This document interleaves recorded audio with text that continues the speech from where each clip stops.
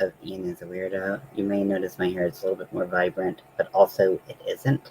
I tried to dye my hair inspired by Shigo's outfit from Kim Possible, and I had this black semi-permanent dye that I had from like decades ago, basically at this point. And the black just kind of turned things gray, and then it's also hidden within my curls, so it's not the vibe fantasy that I was going for. It just looks like there's kind of like a streak of like gray kind of going through my hair, which, sure. um, but I didn't do any damage to my hair. It was just over already processed and bleached hair. So all I did was basically add, a very pigmented conditioner to it. So nice to not have any more damage. My hair is not actually as damaged as it looks. I just have really coarse hair, and I let my hair fade pretty much as possible. So today I'm going to be working on a companion snake to this little sneaky snake. If you read the title and you did it in the Bad Boys theme song, then that is, or the Cops theme song, then you met the brief. If you didn't catch that, I try to fit as many like puns off of, I don't even know if it's a pun, off of like song titles and lyrics and stuff. So, but this snake I did for Trans Day of Visibility, and it is a non-binary snake. It's a non-binary snake with the colors from Big Twist, and right now I'm making a bisexual snake. This is the head right now. It's not stuffed. It doesn't have the safety eyes in, and I wanted to do something a little bit different for the eyes because I just felt like I wasn't getting the sneaky sneak vibe from these little all black eyes, and I have some colored ones in my little kit that I got off of Amazon for hella cheap. But I wanted to create that like snake vibe, but also I did want to pay for like snake eyes because they can be pretty pricey, these like custom ones. So I'm going to try my hand at doing them myself. I watched a 2-second video of someone removing paint from a model airplane and was like, I'll try that. So we're going to see how this works. So what I'm going to do is I'm going to start with, so the important thing is that you use eyes that have like a clear component to them. These are clear around the black, and it's painted green on the back of the eye so that the iris appears green. So what I'm going to do is try to remove that paint, just the paint, and then I'm going to redo the eye a little bit. I hope I have some brushes here because I don't really want to get up, but I don't think I do. Okay, where are my brushes? Oh, that drawer is really hard to get to, but your boy's got to do what your boy's got to do. So please ignore you can't even see my boxers. Yeah, you can actually. But never mind. Who cares? I'm wearing boxers all the time on live, so I don't know why you would be at this one. Now, this drawer has become increasingly difficult to open and close, so I'm not going to fool myself on national internet. And I'm going to try to reach in, and while I look stupid, you can't see me, so you don't know how stupid I look. So let me go find a brush that might be more appropriate for this particular project.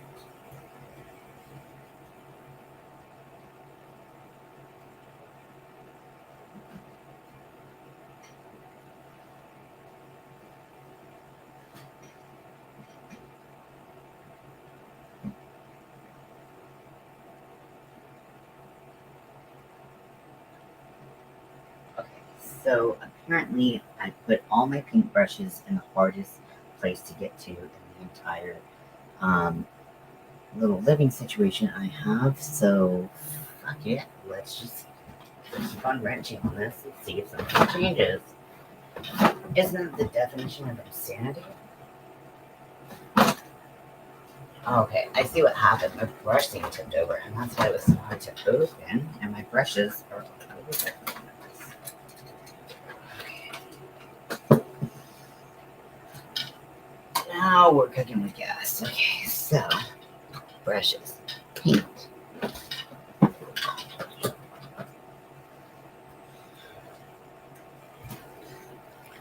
Hey Leather, welcome in, welcome in, welcome in. So don't need the brushes right now, but I want to be prepared as possible because that never fucking happens. So I'm going to start by taking some acetone, or acetone is the best for dissolving plastic. Now you might say, Ian, those are plastic eyes. You are correct. So I've got to be really careful in how I remove the color and the paint without actually melting the eyes. So I'm going in with a Q-tip, and I'm just going in and trying to remove that color with what is on the eye currently.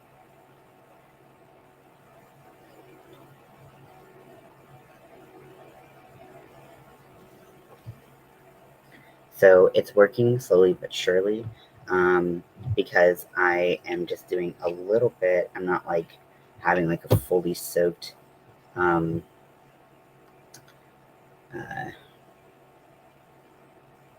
whatchamacallit. Why can't I think of words? We may never know. Actually, I think we pretty much do know. It's the ADHD and a broken ass brain. But we can pretend like it's not only that, right? So this isn't the best method. There's still some kind of residual green, but I don't think it's going to be a huge deal once I put on. I'm going to change the eyes to yellow, the eye background to yellow, and I'm also going to change the pupil to be kind of that snake-like shape. Now they won't be like little slits because the black is not coming off, because the black is part of the plastic that is in there. So I'm just going to make them more of a like rounded edge diamond, if that makes, I don't know if that makes any sense. Just imagine what a snake or cat eye looks like. It'll be better than just having round pupils, but will it be much better? We'll see. I do not know. Are you working on anything fun, Leather?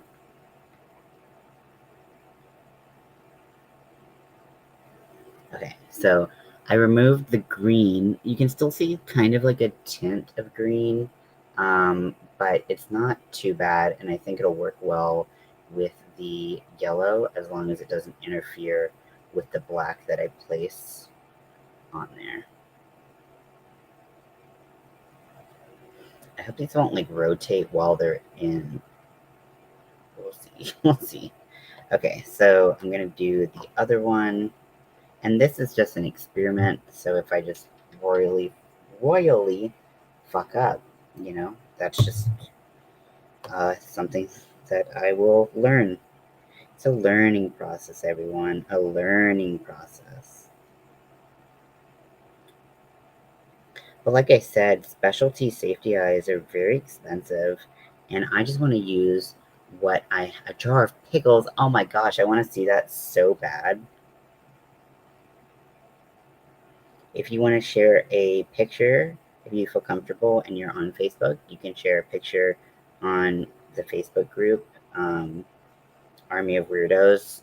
How to find it is in the description below. And I would love to see that. But if you don't want to share or you're not on Facebook, no big deal. I just like to give people that option because I really like seeing what other people are making. We're all making different stuff, so it's just so cool to see what other people are doing. So acrylic paint and acrylic yarn, acrylic anything is plastic. So doing things that dissolve plastic is kind of essential for removing it, unless you have enough space to like scratch it off with the paint. And I tried doing that, but because of the shape and the size of the safety eyes, I just really couldn't do any of that. So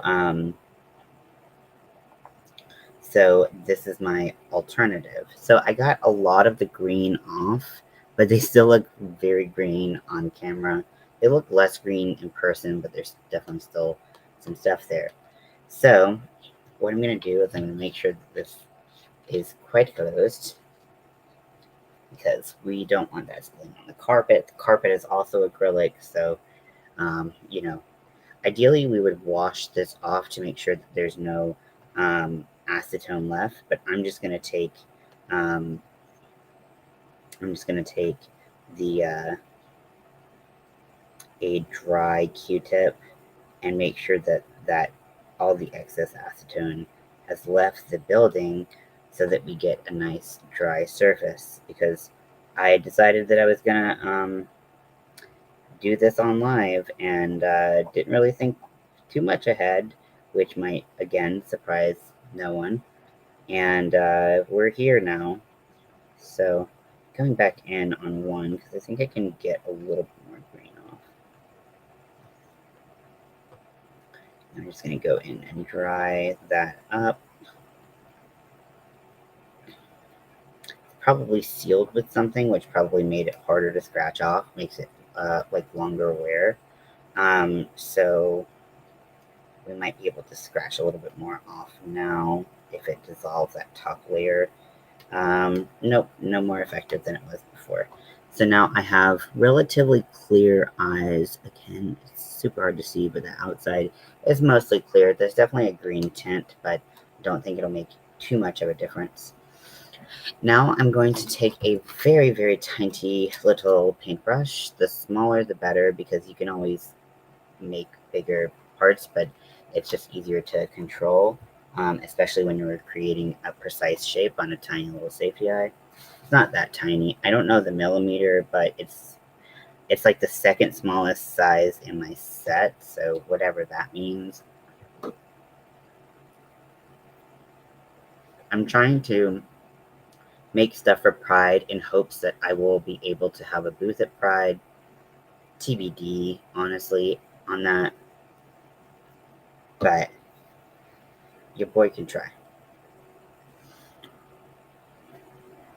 So I'm going to take some acrylic paint, and I'm going to try to put as little as possible. I find these tubes are pretty hard to control, but we're not going to need a lot of paint, and I try not to waste paint if possible because I'm cheap. Sent you a copy of Pickles to my messenger. Let me see. Um,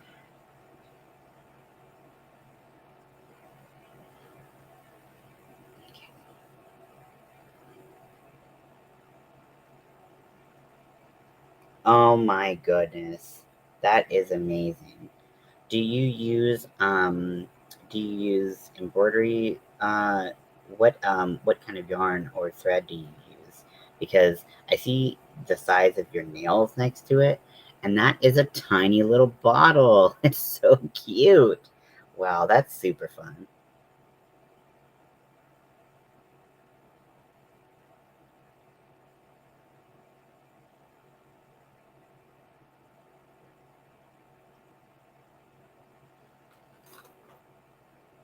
Okay, so we're going to start with the black. When you're painting kind of backwards layers, it's not like when you're painting a normal painting where you kind of paint the base and then you build up from there. You're actually going backwards. So you want the details that you want to be front and center going on first, and then you're going to build backwards, and then you're going to have your base. Um, so I'm just going to take this really tiny, tiny, tiny little baby brush, and I'm going to make sure I have some spots that are free, and then I'm just going to start with just a line through the entire. These are really hard to hold. Um,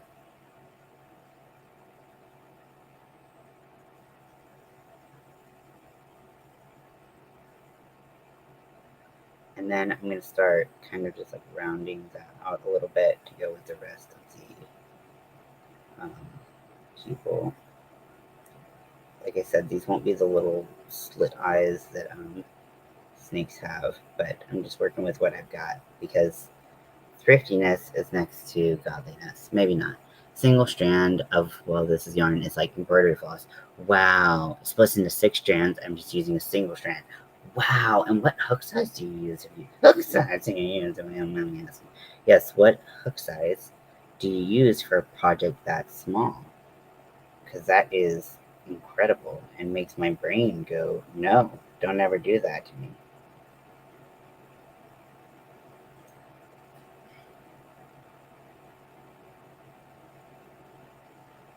I know you are a champion of the tiny little yarns, so I'm always super, super impressed with things that you can do because I can't. And it's not that I don't want to, it's just my wrist physically won't let me. And to just have that be like one strand, that is insanely skinny. So while it's wet, you can use your finger or a dry brush to clean up any edges that you want to be a little bit more precise. Um, I'm just using my fingers because that's what I do. Now, I really want to make sure that this is dark enough and the layer is thick enough that when I cover it with the yellow paint, it will, because I wasn't going to try to double the thickness of sewing thread, 0.5 millimeters. Wow, I don't even have a hook that small. The smallest I have is a 0.9, and it came in a set that like went up to like a full, um, to like a 6 millimeter. So I can't even imagine what that's like. I think the smallest, I told someone recently, I can't even remember what the smallest hook size I've used. I think maybe 1.75, but even that was like, kill me now. But I am starting to venture into the smaller hook space, and I am actually enjoying it as long as I have an ergonomic handle and the yarn isn't too thin where I can't keep my tension right. Because tension is a really hard thing for me to maintain when I'm using something like that. Okay, so maybe this did something, maybe it didn't. I do not know. I can't see that great, but I'm going to try to do it on the other eye. So this all might have been futile, but some of the best things in life end up being futile. That's not true. Otherwise, it wouldn't be futile. Literally against the definition. So with this, you want to make sure that you're not kind of getting it all over the place, because once you put that top layer on, all of that, whatever you painted before is going to show through. And I prefer not to do that. So when I made the snake before, I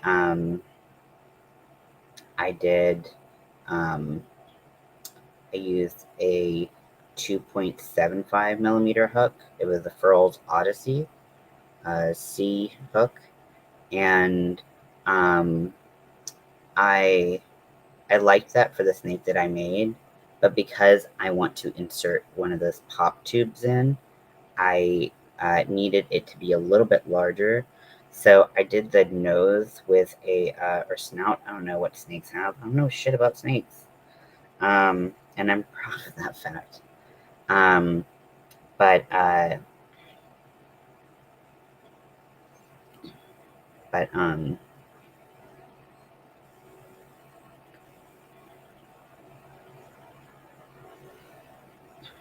I I so I did the snout really small, and then halfway through the head, I switched to a 3.5 millimeter, um, and I'm hoping that that looks okay. What size furls? So yeah, the furls is a I have a 2.75, and the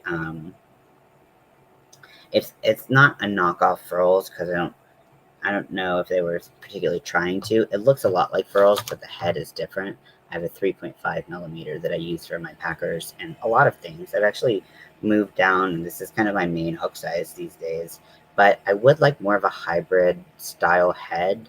I really like the head of a clover, a more, but it's just not.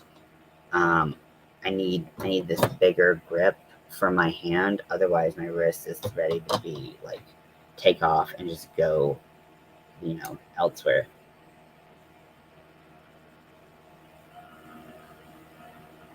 So I'm gonna let that dry a little bit. Yes, so the Odysseys, which were these particular hooks, they went down to a B, which is a 2.25. This is a C, which is a 2.75 millimeter hook, and they were great. I love the shape of the hook, and they are that hybrid shape. Now the Odysseys didn't lean as like inline shaped as the like the what the fuck are the other ones? Streamlines. But they discontinued this line. Apparently, they were too hard to make, too expensive, and their supplier was going somewhere or just quit making them. And they're trying to create a set of like interchangeable hooks where you just like get the handle and you can buy. I know yeah, you can still find them on people are selling on sites and pages where like people are selling pearls, but they are crazy expensive. They were already a little bit more pricey. I think they were like close to like $36. The maker retired, yes. They So you can still find some in pretty much every size, but they're going to be more expensive. Now, I got this for, I'm not quite sure how much, and I think it was on sale when I got it.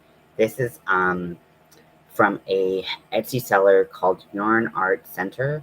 Um, these are not handmade, as far as I understand. They do have like a pretty clear like line of like where it kind of was stamped over the thing, which I don't really care about the handmade thing, if I'm being honest. And I believe they didn't come from Turkey, but they came from Istanbul, if I'm not mistaken. But the head is much more tapered. You can see that it's a lot more tapered than I usually go for.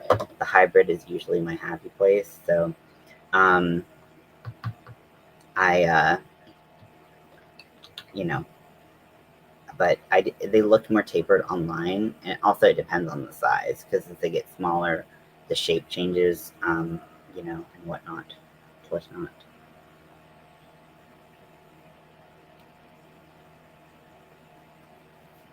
Sent me the link to this. I have them in mind. Yeah, it's all about what you like to use, and I feel like if you're used to using a more tapered hook, you would not mind this at all. But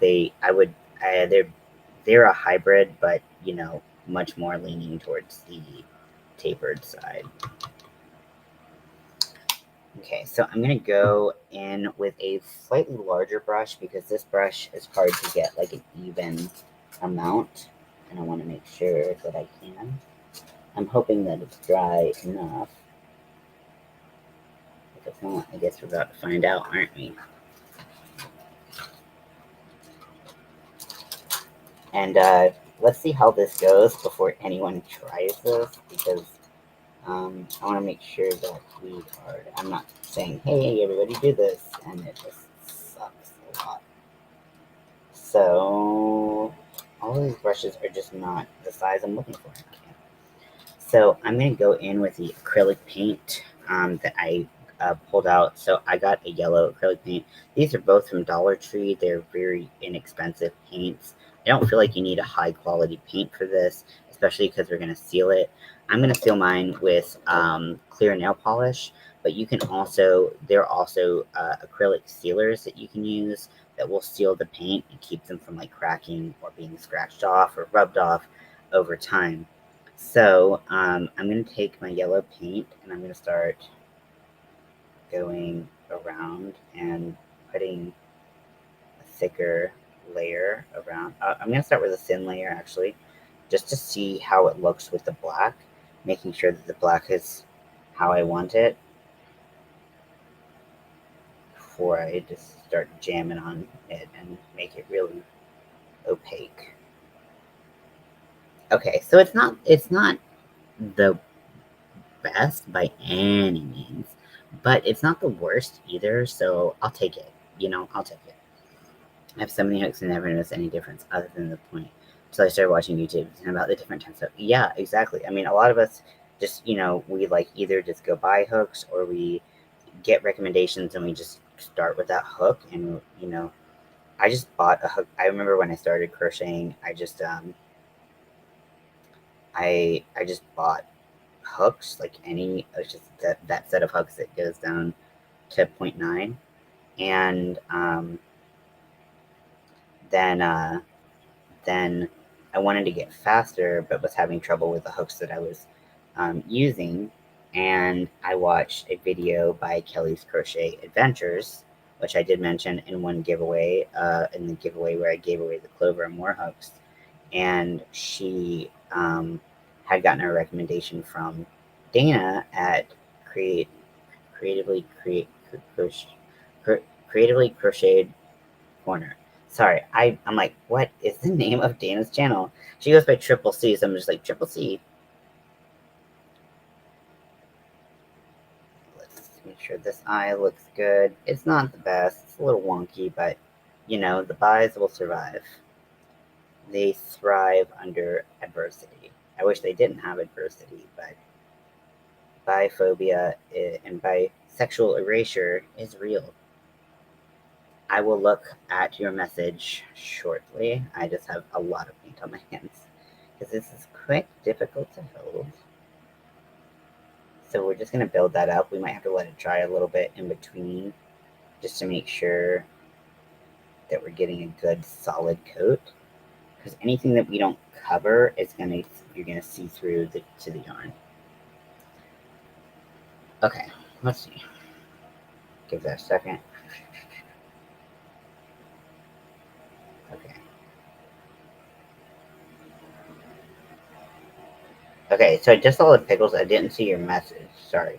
The size difference, believe it or not, 0.45 to 1 millimeter is the same ratio as a 5 millimeter or 10 millimeter hook.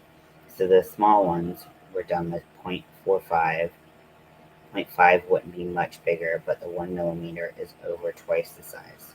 The yarn is twice the thickness, and the end result being at least twice the size.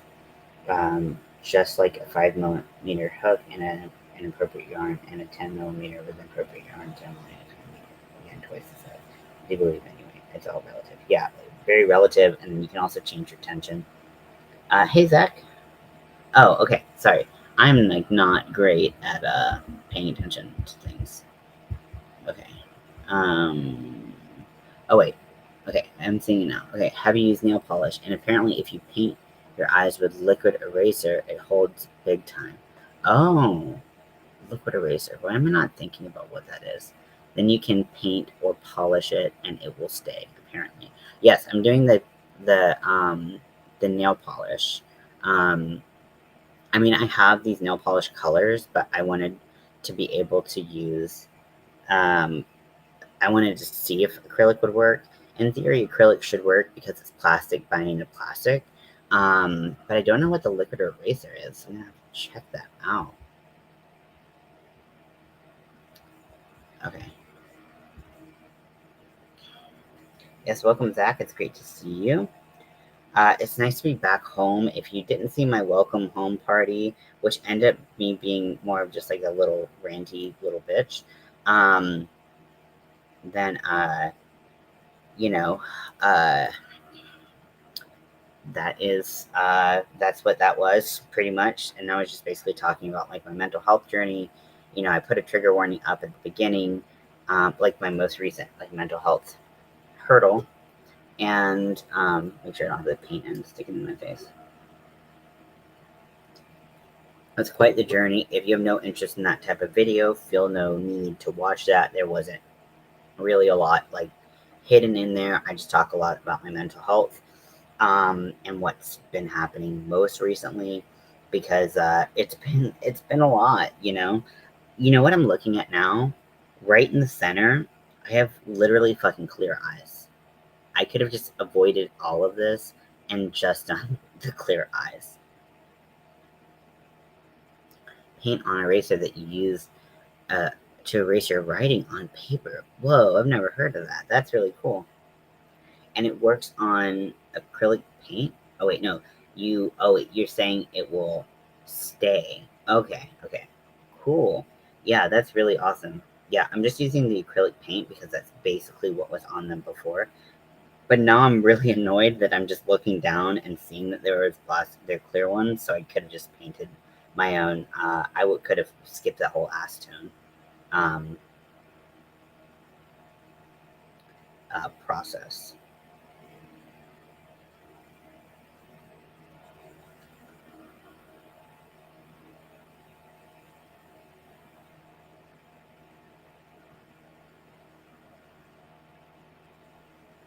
Okay, if I try to put another layer on, it just moves around. So we're just gonna, it binds them to the eyes, and then you can paint them as you want. Oh, cool. I like that. Yeah, I'm just gonna have to look around for that. I didn't even know that existed, but that's cool. I love learning things from everyone here. It's just like it's so nice because we only know what we're exposed to, so there's so many other ways to do it. I just looked up like ways to remove plastic or acrylic paint from plastic, and it was someone with a model plane, and uh, they just used the acetone, and then they're using, as far as I know, like model paint, liquid paper. Okay, cool. I like that. That's really cool. Um, but uh, but they're using kind of specialized paints that can, they're not as they're total different consistency and makeup than like something like a cheap acrylic paint. So the painting process, I was just like, I'm gonna just do that. But but I want to make sure it's sealed because this paint will come off with yeah, the nail files would have worked with the tight space around the post of the eye. I wasn't sure I could get in there. That definitely probably would have made more come off. But I'm really just more so like, why did I do that? I didn't need to do that. um, you live and you learn, right? And you want your paint to be completely dry, or whatever you use completely dry before you put your top coat on. Otherwise, you're just going to smear it off, and then things are going to be sealed, and it's going to be a lot harder to get to. So we're just going to make sure that it's not sticking to anything, and we're just going to kind of wait for it to dry. Now, I am using, I showed these pop tubes, I think, yesterday on my live. And so I was just gonna get a couple, but a 52 pack was almost the same price as like a 6 pack. And I wanted the shorter ones. I didn't want the huge, big jumbo ones. So this is 52 pack pop tubes, something, something, something, like gift party gifts, whatever.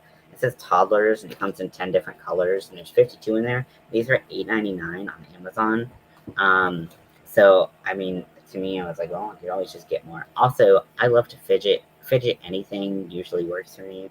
I mean, everyone's got their particularities. It's very loud if you like open it. I would suggest opening it fairly slowly. My wife tried to rip rip the one head open and like collapse the middle. So I would keep, it matches my shirt. Ooh, it'll be a lovely necklace. You can combine these together to create like wearable shit. But so, and you can put like multiple ones on there for things. But what I'm gonna do is, I was thinking, I saw something that on, and I posted on Army of Weirdos, where it was someone used these in a snake amigurumi, and when you move the snake, it kind of gets this like more firm, and it's posable and things like that, which I thought was really cool. I didn't think about until I really saw my wife just tear one apart, um, how they're hollow. And granted, they are relatively reinforced due to a kind of accordion style construction. They are, like if someone steps on it, it's going to be crushed. And I don't want to like fill it with anything. Like, I don't want to fill it with like polyfill because I want it to get all the good cracks and flexibility that it has. So I'm going to make a snake probably a little smaller than it is fully extended so that it can have some like wiggle room. Snake. Didn't mean to have that happen, but it just did. And I'm gonna. That's why I went up a hook size or two, because I wanted to be able to have this go into the head and have the body be able to kind of like wiggle and be posable without having to use like a wire or something like that that might poke out of the yarn. So I'm excited to see how this works. I like dual. I said it yesterday, and I'll say it again. Or I said it Tuesday. I keep on saying yesterday, but it was actually Tuesday that I did the thing. But I like multi-purpose products. I wish I could say that I thought of it, but I did not. I like multi-purpose products, so not just having an amigurumi snake, which is still cool as hell. I mean, like, no shame in that game. Here's my amigurumi snake that I just stuffed with a little bit of polyfill. It's pretty cute. This is upside down. Okay, there we go. So it's not posable, but there's enough polyfill where you can get like a little bit of shape, if you want to. But I thought it would be really cool as a sensory toy to have this in there as well, because then you can kind of fidget with it, creates a little bit of noise. It's very satisfying. It's very similar to like cracking your knuckles, except it's very loud. I do think that it'll be muffled quite a bit, or some, by the yarn around it, so it won't be as loud, especially because the ends will be covered. Because once you cover the ends even just a little bit, it's just not as loud. So hopefully it dampens the noise a little bit, but not too much. We're gonna see, because I got this suggestion, and now I have all of these pop tubes, and I want to make sure I can use them. I'm using a color that complements the yarn. So I'm using the bisexual colorway. It's called something different, but the bisexual colorway from Big Twist. It's the living anti-pilling acrylic. I frankly don't know if I believe that this is anti-pilling, because it does have enough fuzziness that it makes me question things. Yeah. Uh, and so like I said, when I did Herman, um, I used because the pattern that I use, and I can drop it here. Let me, can I find it though?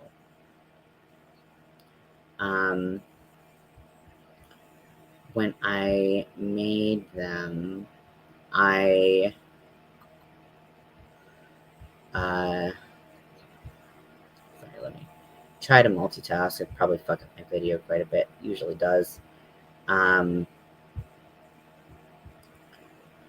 I used a pattern that I found on YouTube, the good old YouTube. I love finding patterns on YouTube because, or just on blogs, preferably YouTube, because blogs just have way too many ads. They're so annoying to me. But let me. They used a 4mm hook, and they used a 5-weight chenille yarn, and for 4-weight yarn, I moved down to a 2.75mm hook. But for this one, because I need to fit this sucker in there, I moved back up to a 3.5mm. So, and then I don't have to worry about polyfill showing through. So it was okay if there were like some more holes, as long as I could fit the tube, the pop tube in there. So I'm grabbing that link right now.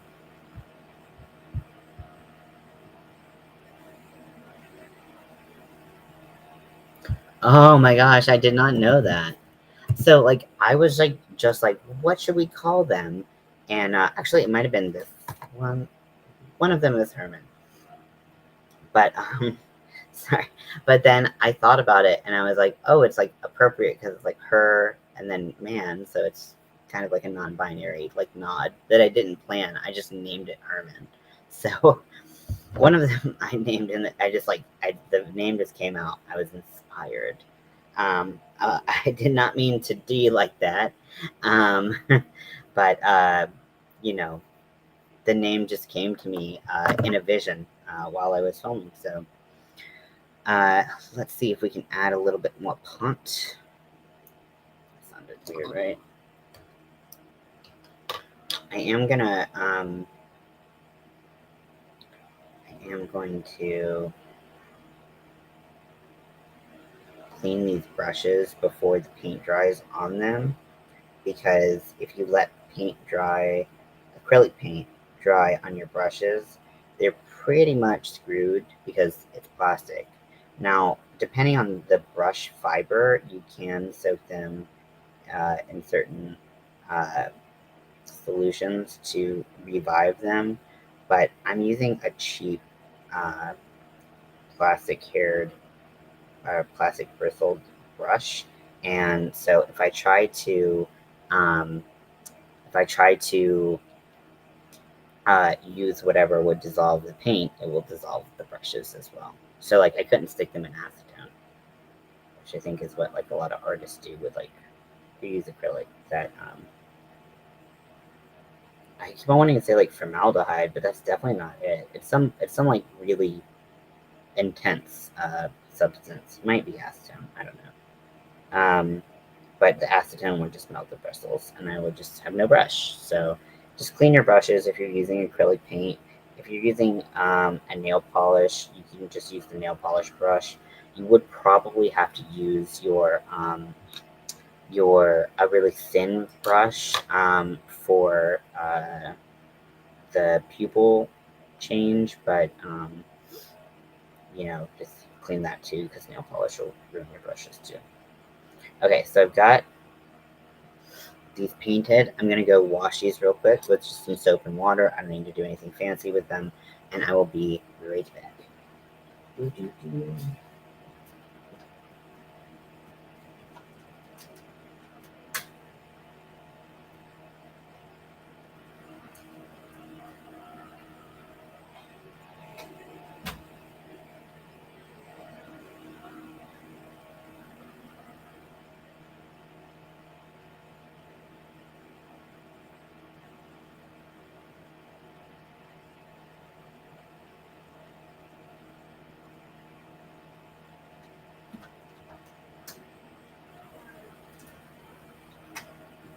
Okay, they're clean.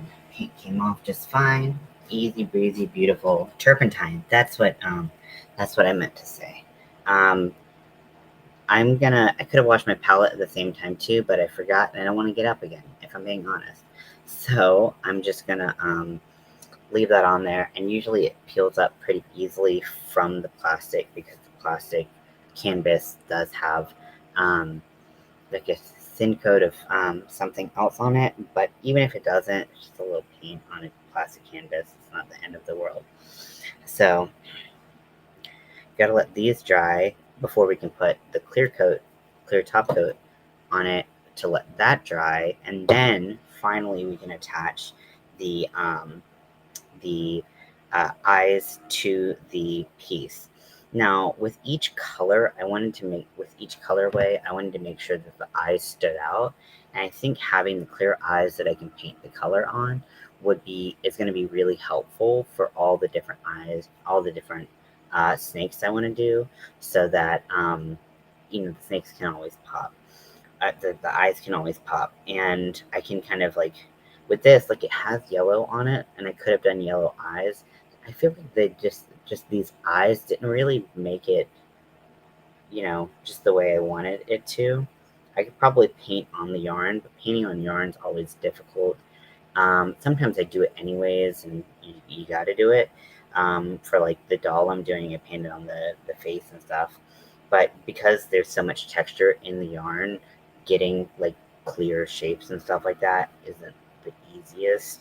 Um, not my favorite thing to do, but definitely possible. But I'm really excited. This size, so it's 10 stitches around at the base, and the smallest point where you kind of create the tube of the snake, or the body of the snake. I guess it's more of the body because it's the snake, but it's perfectly sized with the 3.5 millimeter hook and my tension. I already checked to make sure I still wanted it to have like the tiniest little bit of movement. I didn't want to have to be like jam it all in there because that's going to be challenging to do at the end. I thought about putting it in early and then crocheting around it, but I just saw a future where I was like halfway done. I was so good about keeping the tube in or keeping this in the tube that I'm crocheting, and then halfway through it comes out and I can't get it back in, and that seems like not worth the drama, honestly. So I'm just gonna make sure that it's the right size, hopefully right away, and not have to worry about it later on. At first, I wasn't going to do safety eyes, and I was going to do embroidered eyes, because I know a lot of people who really like sensory objects, depending on what's going on with them. Some of them kind of tend to like bite their toys. I don't recommend anything with safety eyes for children or people who tend to bite on things because even the most secure safety eye can be chewed off and swallowed. And so I always like to be mindful of that. But then I was just like, I really want to pump these snakes out as fast as possible. And that's not really possible if I'm doing all of the eyes embroidered every time. So I'm just gonna, I'm just doing the safety eyes and just gonna put like a, if you bite things, I would not suggest this.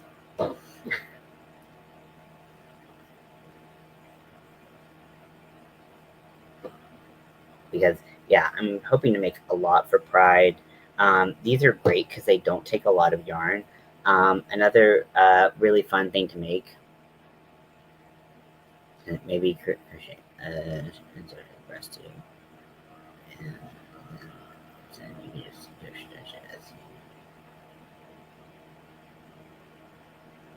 yeah. So the compressed tube is the compressed tube is actually wider than the extended tube. So it's not a bad idea at all to have it in there and just kind of extend it bit by bit. But it can be really hard to see what, especially once it's in there, what's extended and what's not. So let's say I had like a little opening right here, and because these tubes can be overextended. If you pulled too hard, you could overextend the accordion and it would not be as bendy and fun. So it's kind of like you kind of need to know where you're extending it to, because if you try to extend something that's already extended, you're going to make a mistake and bust it up. I've seen many a psych ward with these that have been busted up. So trying to be gentle with them, but they are really fun. I really do like them, but they are very loud. I wish they just were like a little bit quieter, but some people like loud things. And for those people, I say it's a fun noise that way, but it's pretty loud. If I wasn't doing it myself, if someone else was doing it, I'd be like, shut the fuck up. But that's why we make things for other people and we let them go. You can have this, be gone.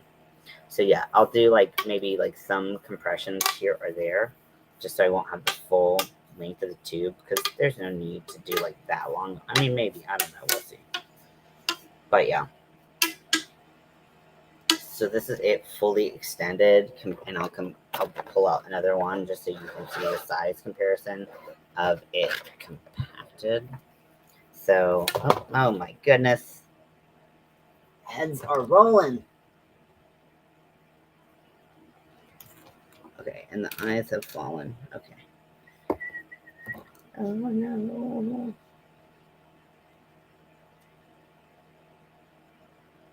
Okay, we're better now.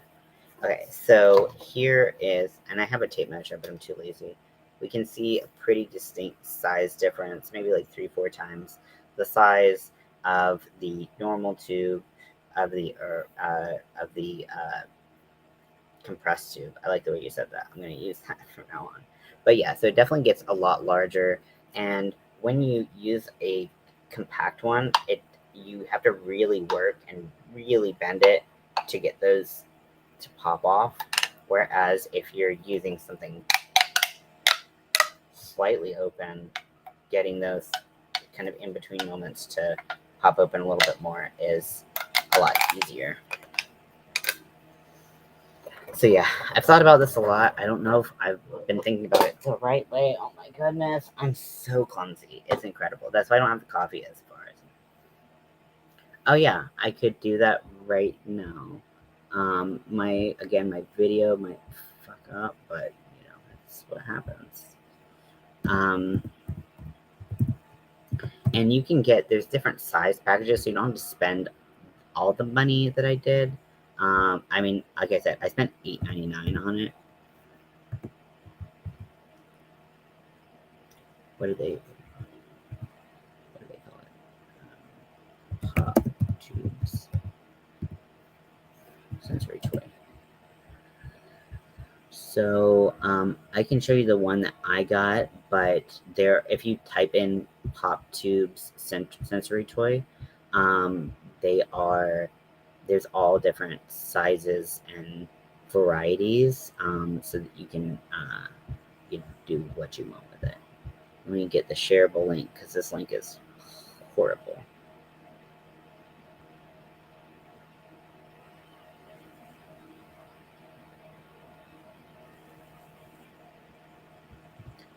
I'm gonna see if I can delete the end of this conflama. Usually when you search for something, you want just like a shareable link, and it's like, no. Okay, I deleted too much. Okay, maybe I need to DP it. I didn't want to say it, but I had to. Did I? I don't know. Okay, it's not working. So I'm just gonna send you.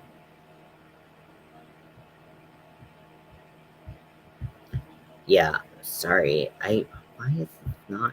I can't get a shareable link for this.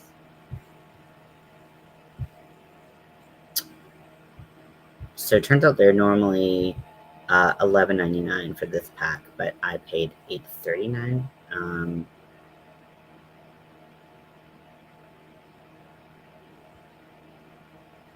Maybe if I add to cart and then I go and I click back on it, that will be what I need. Okay, that's much smaller. Okay, thank goodness. Okay, sorry about that. Sometimes it's just like, nah. Okay, so that's on Amazon, and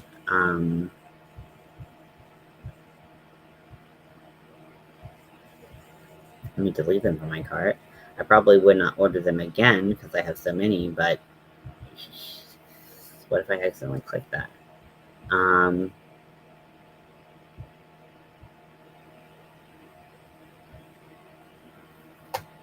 Okay, so we're back.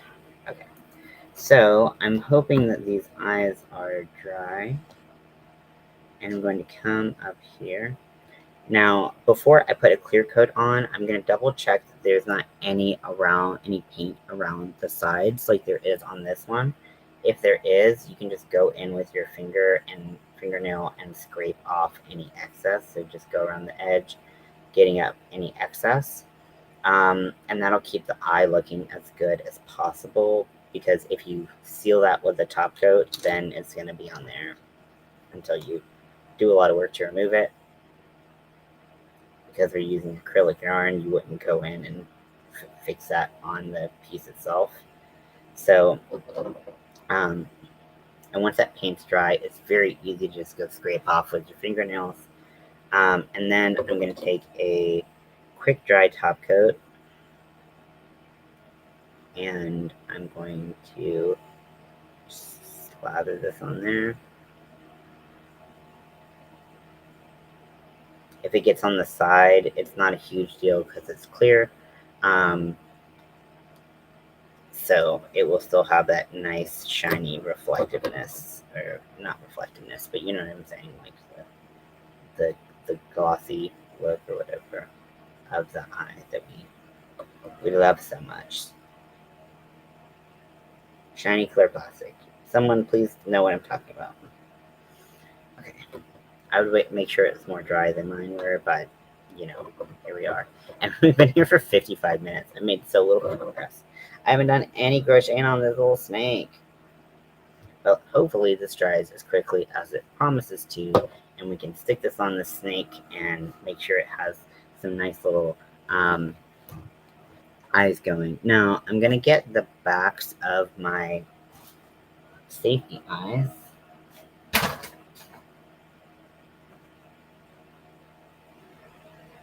It's almost like I don't prepare anything on purpose. It's so bad. I thought it might be on my desk, but I can't see it, but I have a lot of stuff on my desk, so maybe that's why. That's also this nice bag, which once you use all the it holds all the tubes, which is nice. But once you use all the tubes, then crochet supplies, free crochet supply bag, I will take it. Okay, so I don't want to put any polyfill in before I put on these safety eyes because I am going to melt the back of the safety eyes on. It's just a security feature that I've seen a lot of people do that I like to do myself when I remember. So sorry about the mess. You can't see the full extent of it, but just know it's bad. And or pretend it's good, you know, give me the benefit of the doubt and say, wow, Ian's definitely exaggerating. It can't be as bad as he's saying. Seriously, wear the back of my safety eyes. I always lose these suckers and I try to keep them in the same place and it just never works. Maybe they're in the other room. But this is already a pretty long live without it. So, but yeah, what I'll do is I'll put the back of the safety eyes on and then I will go in and I would suggest doing this in a ventilated room. Do not breathe in melted plastic fumes. Highly do not recommend that one. And then what I'll do is I will melt the black piece of the post of the plastic safety eye, and I'll take the edge or end of the lighter, and I will use that to flatten out part of it so that even if the back of it wanted to come off, it can't really. And that helps it stay on better. I've seen other people do this. I did not think of that idea either. Pretty much no idea I have this that, is, directly from me. So just gonna keep that in mind. Yeah, there's probably another room or right in front of my face. It could go either way on that one. But yeah, so I'm gonna put those eyes on and then I'm just gonna crochet 10 around until I get to the tail, and then I'll do the number of decreases suggested by the video until I get to the very end. And it's a pretty easy project. Really, you only need to do, really it's like maybe 10 rows, and then you're just gonna go out and do a tube. So very easy to do. And you can make it in any yarn size, and then you just adjust your hook size accordingly. You can use the pop tubes, or you can just stuff it like I did. I didn't really stuff it that full, so it uses very little yarn and it uses very little polyfill, so you can make a bunch of these on a budget and sell them, and they're very cute little pets. I can't get over how much matches this shirt. Maybe it's like I do the same colors with everything I do. I don't know. But yeah, so I'm excited for these eyes. I wish I had just kind of skipped some of the steps because I knew what I literally had right in front of me. But you live and you learn. And I'm still excited for how they turned out. I wish they were more like a slit in the eye, but I could have, if I really, really wanted to, I could have sanded on the surface of the eye. I could have done paint or nail polish on the top and then done something shiny like a glossy top coat or something like that to really get the shine back. And I could have done it like that, but these eyes are more like realistic eyes, quote unquote. because it has color in the back and then the clear is over it, so you get a lot of that dimension of the eye. So I don't find, if I wanted to paint something and have it look like an eye, it actually looked better if you had like a flat object and painted an eye on that than trying to paint over it. But I could have gone over it if I really wanted to and created that kind of slit. Um, but this is the best I'm doing right now. Um, let me see.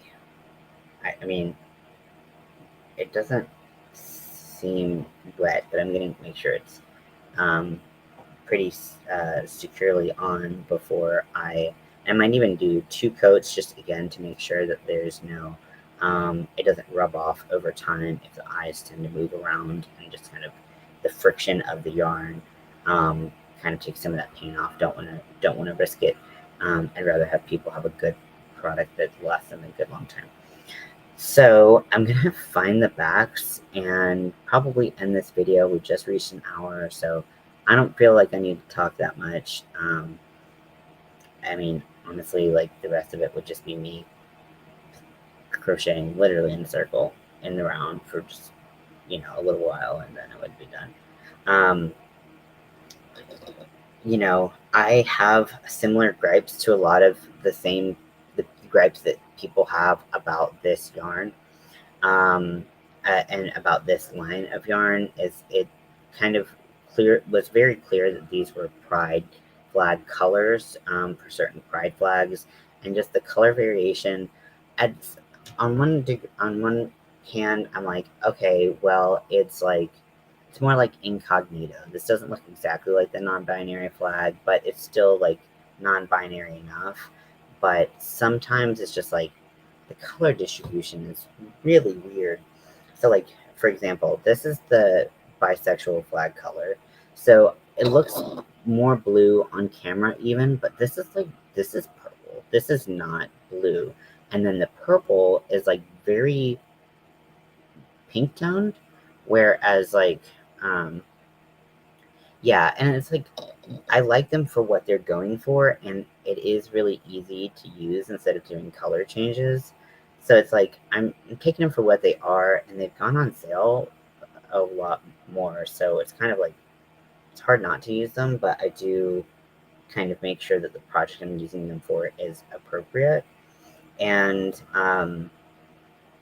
and but like the purple, the the bisexual pride flag is blue, purple, pink, and they're all equal thirds stripes um of the flag. So I understand you're changing up some of the color order just so that it's a little bit more incognito. The yarn just, has a nice look to it, whatever. But like, why is purple not a third of the color? Why is the blue actually purple? I don't understand. It's very weird. It's not like it would have been any less aesthetically pleasing to people who weren't using it for bisexual pride to use, because like pink, purple, and blue is a really nice color palette. So I don't know why that couldn't be done. Also, I find huge variations from skein to skein, and that's a little frustrating. I feel like I would want them to be a little bit more standardized, but I know there's some variation, but because it's machine made, I don't understand why it can't be, the process can't be like streamlined a little bit. So they've been out for so long. I was hoping that some of the inconsistencies and the color issues had gone, but that's not really the case, unfortunately. It is a very soft yarn. I do like working with it. It's supposed to be anti-pilling, like I said. I have my doubts because it does have enough fuzz where I can tell a distinct difference from my other anti-pilling yarn, like my Lion Brand anti-pilling and my Premier anti-pilling, just in kind of like the nature of the yarn. To me, it feels like a very soft value yarn, like a slightly higher quality value yarn rather than an anti-pilling acrylic. But if it doesn't pill, I mean that's good. I haven't seen any pilling, but I also haven't used it a whole lot. So I'm like, what if I do? I don't know. I have my doubts. Okay, Big twist, I have my doubts. And I know that they're watching right now because this is a very popular, very influential channel. That's sarcasm, by the way, if you didn't catch that one. But yeah, I just like, I don't know. I feel like they could do better. Yeah, I like their motive, and I appreciate that. I think that that should be rewarded because no one else is doing that to my knowledge. I mean, even like, I've been looking for, that's why I started dyeing my own cotton because cotton in like certain colorways is really, really, really hard to find. Um, and so, even in like a good rainbow, I'm just like, I haven't really felt like in love with a lot of the rainbow cotton options. So I just wanted to make my own, which is why I dyed. Nope, they're not here. Why I dyed my own like trans pride colors, and I would have thought that those would have been more readily available. Just because like there's like, baby colors and people love making baby stuff, so I would have thought that those would have been more available, but they really aren't. So I like the purpose, and I hope other people see the sales of these. Yeah, I know I have less concerns about the order than other people. I just think the color distribution needs to be fixed. Because like in like most variegated yarn, it just bounces all around and um, it's like if it was like as predictable, I feel like I would have less fun in it. And it is great for incognito pride. Like if you have the pride colors on, but you don't necessarily want to be like a walking flag. I understand that. I connect with that more. But I can see why other people would have problems with that. I feel like it's a valid concern. I don't have it, but I feel like it's a valid concern. But it's like if you can't get the colors of the bisexual flag right when they're literally three colors that work well together and you had to make the blue a fucking royal purple, I don't understand. Like, okay, so I have, let me see if I can find like a good true, okay, so this lighter is blue. And again, it doesn't show great with the lighting I have. This barrette that I use to close up my skeins and stuff is purple. Like,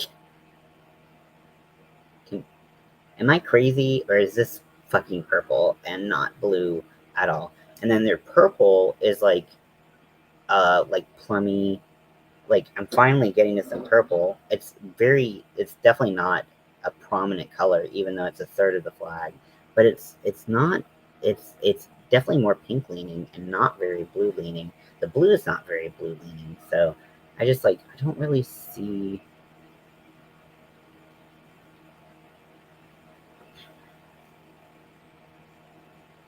There it is. No shit. Oh, lady. Well, I mean, like, you're still allowed to be an ally. You're still allowed to make things for queer and trans people. And there's no problem with that. I mean, we love to see allies getting involved in these types of things. I think that the yarn itself, if you're just looking for pretty colors, I think that the yarn is pretty good. And but if you're looking for specific pride colors, I feel like there's some changes they can make that would definitely be better. Um, but it's still fun. I like the color variation. Even because like we're just doing 10 stitches in a row, so you can see that the colors still change um, pretty fast. And I did add my own white because I wanted to, because the only other white was at the very beginning. And I just wanted to remind people that there was white in the flag. So I just put some white in there myself. And, but I do like how the colors change. I feel like it's very nice looking. And that's what I like in variegated yarn. I don't really like hard, like, and fast, like, striping because I just feel like it just doesn't I feel like this is a cooler, more interesting looking yarn. You know, if I really wanted hard stripes, I can make those myself. But the fact that there is this nice color variation is very cool to me, and I do like the way that looks. So yeah, this this one needs some work. The trans one is okay. I find a lot of the ones that have white in them just don't have enough white. I don't understand. More variegated threads. Yes, absolutely. I can't help you there because I will never dye threads. I'm dyeing 4-weight cotton and maybe 3-weight cotton, and that's probably all I'll ever do because I wouldn't even know how to begin dyeing thread because that it like other than like a solid color because for me what I do is I take it. I'm using a cone because it's just more cost effective that way. But if I wanted like a nicer yarn that wasn't in a cone, and I wanted to dye it, I would still have to hank it up because that's like the ideal situation for dyeing yarn, and then and then I would have to dye it, and then I could from there I could keep it in a hank, or if I wanted to actually use it, I have to cake it up, and then I would have to use it like that. So it's a little bit of a process. But with thread, the idea of like undoing an entire like spool of thread just kind of makes me want to vomit. If I'm being honest. And so maybe if that's what you want to do, then that can be done. I know that mercerized cotton is a totally different ballgame when it comes to dyeing. I would think that you would want unmercerized, but I think a lot of the thread I've seen is mercerized. So if you ever wanted to do that, you would have to do some research on how that could be done. Because I think that there's a coating on or something on mercerized cotton, and so it can't penetrate.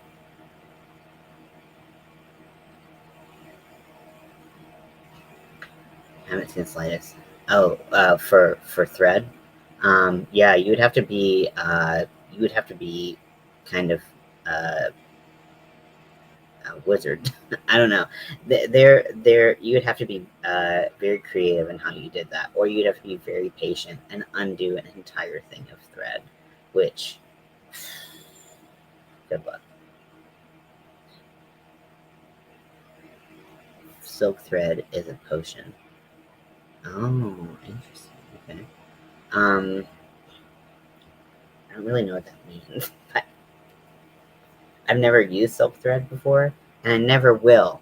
You have me on record right now saying that if I move to thread as my primary source of crochet, I have lost everything in my soul that remotely I cherish now. So I don't know what that means, and it's nothing to do with anyone who prefers thread, but it's just not it. I can't see a world where that would be my primary thing.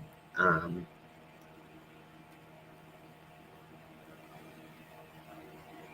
your size yarn. Well, thank you for saying something that I did was regular and or normal.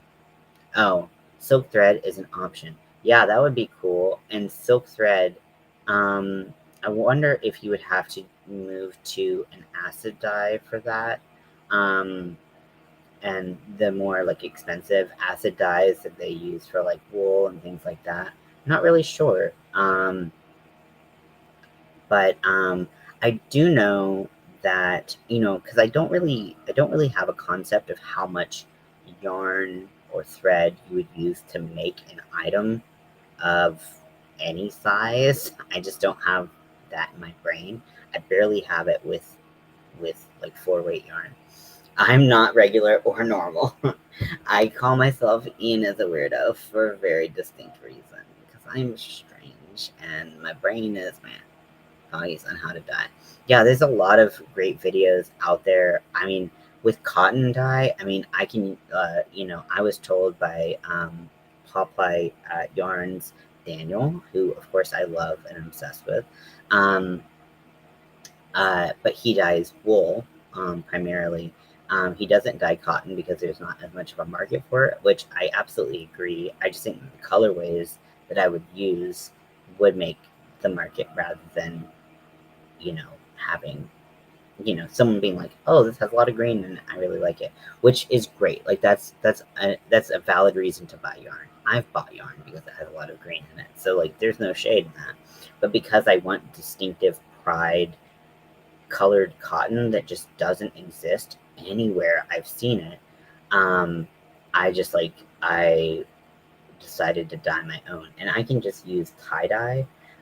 Granted, the tie dye is a little bit more, not so much unpredictable, but you get a big kit with a bunch of colors, and then you use, all of your blue and pink to dye trans pride yarn, and then you can't use your blue for the regular rainbow flag.